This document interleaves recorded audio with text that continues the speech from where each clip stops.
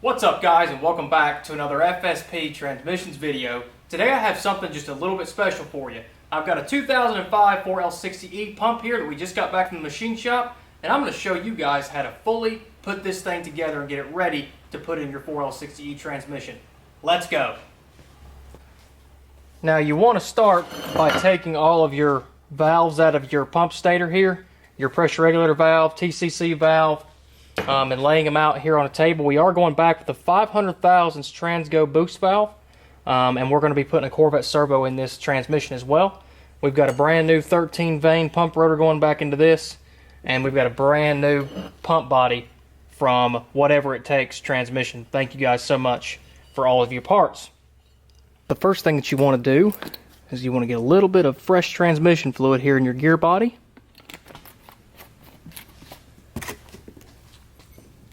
Followed by your first retainer ring.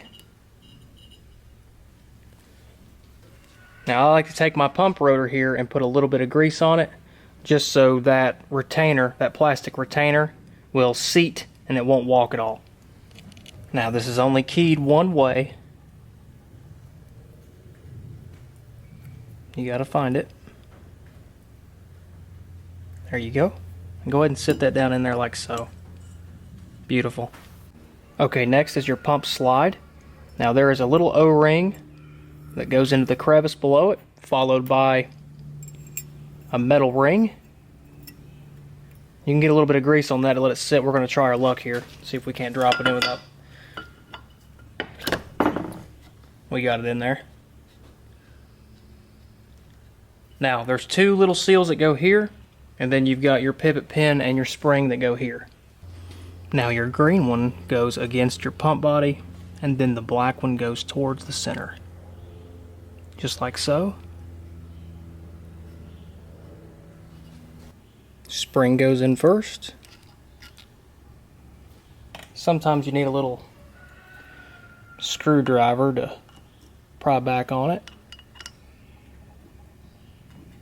to get you enough room to get your pin in there. Perfect. Now we have 13 veins here, and I like to position the veins here where there's more opening, and you'll kind of put it in at an angle and then walk it in like that, and then I like to walk the rotor around as I put each one in.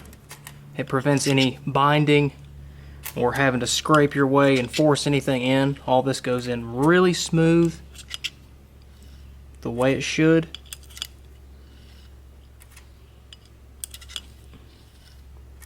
Just a couple more here. See how that one got hung up? You can pop that back out and rotate this around a bit. It'll finally go back in. Some of them just get hung up is all. And your final three .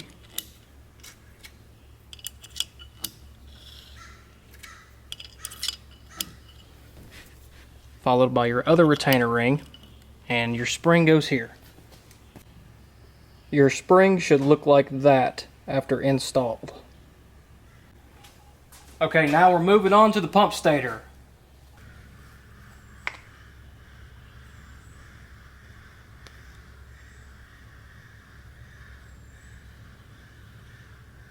This valve is pretty self-explanatory.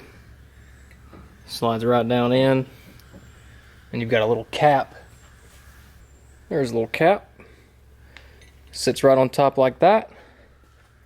There's a little groove the snap ring slides down into. You want to make sure that's locked in.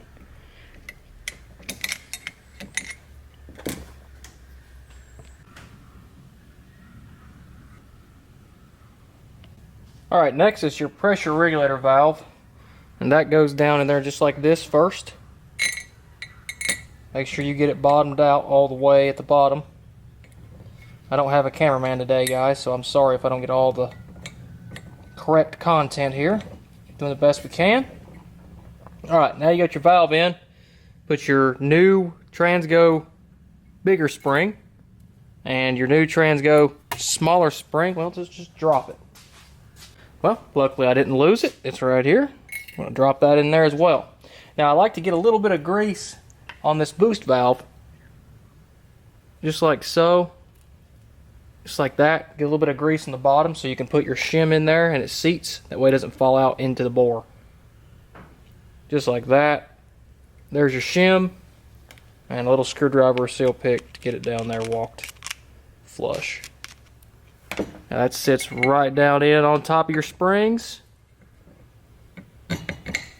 Should go in there smooth. If it's got a problem, pull it back out and clean that bore out.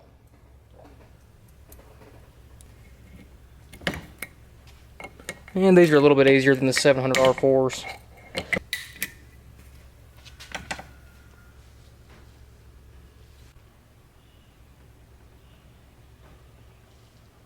Okay, your stator is basically done now.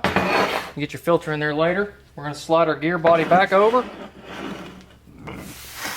There's 2 holes here I like to line up. Let's double check our pump rotor. Let's line those 2 holes up just like this. Now we're going to need our pump alignment tool here. Big old hose clamp. That's all it is.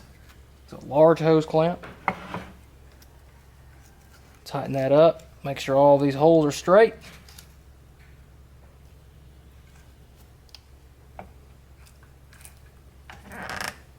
Now your filter with your O-ring goes right here, and you should hear a little boop. That's good enough, as long as there's some rigidity there.